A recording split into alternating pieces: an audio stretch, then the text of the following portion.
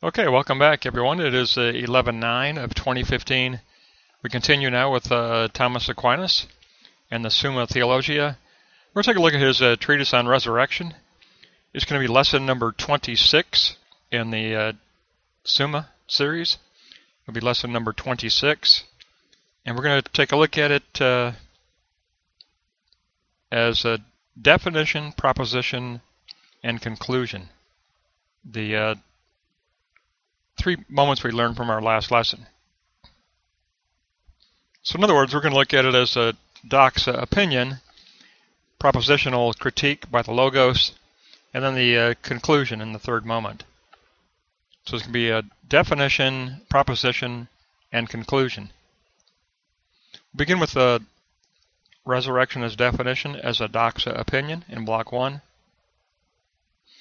It is bodily, according to Job 19, 25, and 26. Resurrection is bodily, soul is united to body. It involves cleansing. Believers are resurrected to cleansing, but not retribution. The venial offenses are reduced to ashes in the cleansing. And the state of the soul is perfected only by being in the body. So it will be bodily, because this corresponds to God's creative intentionality, and bodily death was blotted out by Christ's death. So our resurrection is going to be a bodily resurrection. Under note 4, universal, all believers shall rise again. The soul cannot remain forever separated, so we will be enjoined with a body that is a body of glory. But unbelievers will not rise again. According to John 3:18, death is punishment for original sin. It will be miraculous. Resurrection occurs due to a principle above nature. The operations of nature are subordinate to the operations of divinity. It will be a miraculous resurrection, and it will include bodily resurrection. Now we continue on to block 2 and the role of Logos. We've already shaped our doxa opinion as bodily, miraculous resurrection. Under resurrection as proposition, as Logos of Christ, Romans 4:25 tells us that Christ's resurrection is the cause of our justification, and the concept of mesites, which is Greek for mediator. Christ is mediator between humanity and God. He removes the disagreement, and he reaches the common goal of God's eschatological end for us. Christ's fullness provides us grace for grace. That's John 1:16.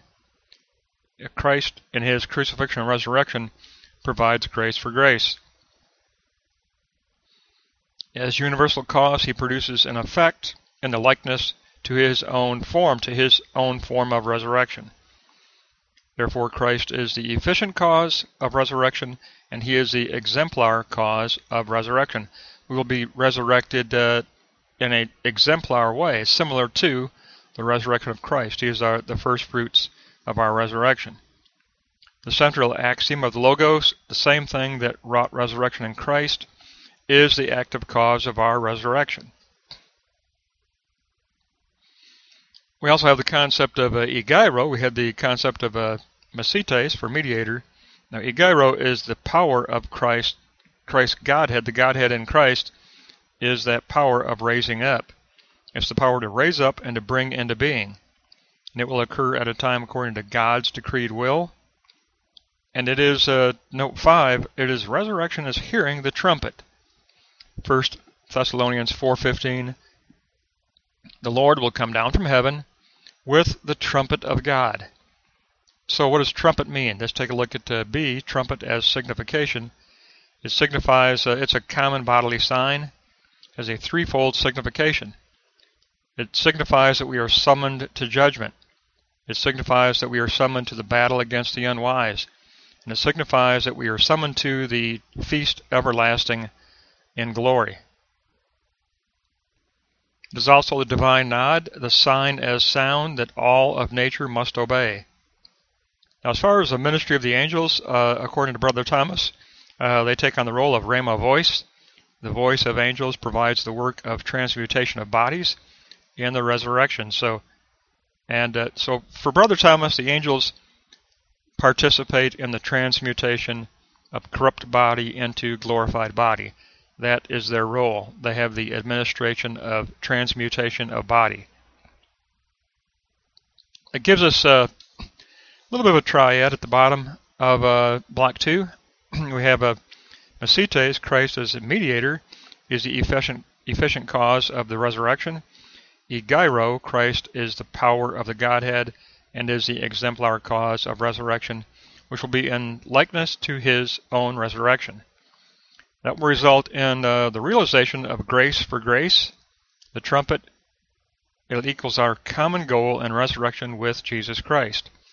Through Christ and through his fullness of his ministry and his sacrifice, we receive grace for grace as resurrection to glory. So I want to take a look at that grace for grace realization in block 4, and that's going to be resurrection as conclusion, or episteme, our understanding. And we understand resurrection as aletheia truth. We understand resurrection as aletheia truth. Jesus Christ is the truth, the way and the truth. We understand our resurrection as the truth. Now, note 1, John 1:16 and 17, grace upon grace is related to time. So what time will be the time of the resurrection? It's when the heavenly movement will cease. It always remains hidden from us. We don't know the exact time. It's not for us to know. But resurrection and end of heavenly movement will be simultaneous events. It will be sudden. It will be by the power of God, by that egeiro power of God. Note 2, take a look at John 1:16 through 17 again, grace upon grace. How does it relate to place? How does it relate to place? How does resurrection relate to place? And it relates to place as transmutation and as ashes. And under transmutation, we have the Greek concept of metaschematizo. Metaschematizo means to change the lower into the glorious body. The transmutation of body is metaschematizo. It includes the dialusis, which is the dissolution of the corrupt body, and the diathoria, the dissolution of the body of corruption. And resurrection will therefore have 2 stages. It'll have the dissolution of the corrupt body. It will be dissolved into its primary elements, and then it will have the transmutation that takes place of raising up a body of glory to be enjoined with our soul. So it'll be dissolution and transmutation. Dissolution and transmutation. Now under ashes, dissolution of the soul-body unity will leave behind its ashes. That's the cleansing, which means the dissolution of our corrupt unity is dissolved, and it just leaves behind the burned away corruption as ashes. And after this place of cleansing, transmutation takes place. So we understand resurrection. Our episteme understanding is twofold. Resurrection is dissolution and transmutation. It is metaschematizo, transmutation. Now what about identity? Will we all be dissolved into kind of a harmonious or a homogeneous identity, or do we still retain identity? We'll take a look at it in block 5. Now under block 5, we're going to take a look at 3 aspects. There is not a difference in identity, but a difference in condition with resurrection. Identity as the proper accident of the individual is retained to be rejoined with the soul substance. Our soul retains relational being and relational identity that has been accrued in the self, and the condition of parts is accidental change, not change of identity. For Brother Thomas, we will be raised to our exact same identity. We will recognize each other. We will recognize ourselves. We will retain identity in the resurrection. We will retain identity. So it leads us to integrity of identity as our final moment in the bottom of the chart in block 6. We've got integrity of identity in 5 aspects. Virtue. The virtue of the soul's powers will be shown through in all of the bodily instruments as glorified. Blood. Here's a curious one. The blood itself will rise again, just as it did in Christ. That's something we don't think of. Truth, whatever belongs to the truth of human nature will rise again, meaning that whatever belongs to the being of human nature, being will be raised up. Anything related to the being of human nature will be raised up. The material elements will arise that belong to truth. There is stature.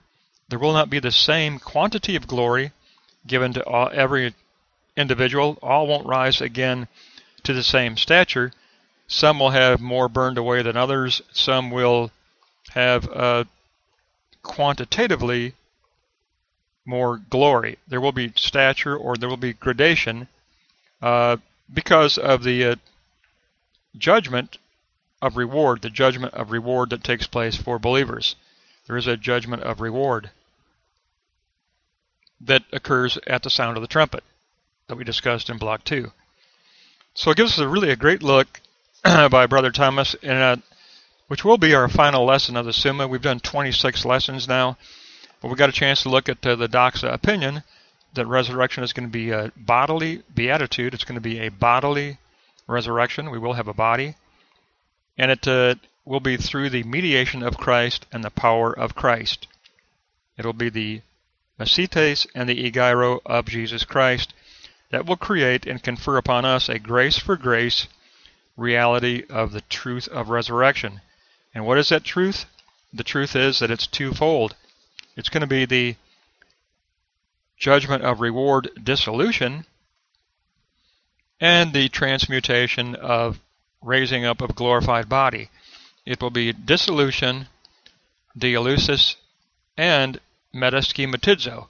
It'll be both. It'll be first a dialusis and then a metaschematizo. It'll be a dissolution and then a raising up and transmutation. It'll be ashes and transmutation. Ashes and transmutation. And then we learned that we will retain identity. According to Brother Thomas, we do not lose identity whatsoever. And that'll be an integrity of identity that'll be nested in full manifestation of virtue. Virtue will shine through. Virtue will not be hindered by any negative sentient aspect. Virtue will shine through 100%. It will be true glorified body. That'll wrap up our look at the Treatise on the Resurrection by Brother Thomas. That will wrap up lesson number 26.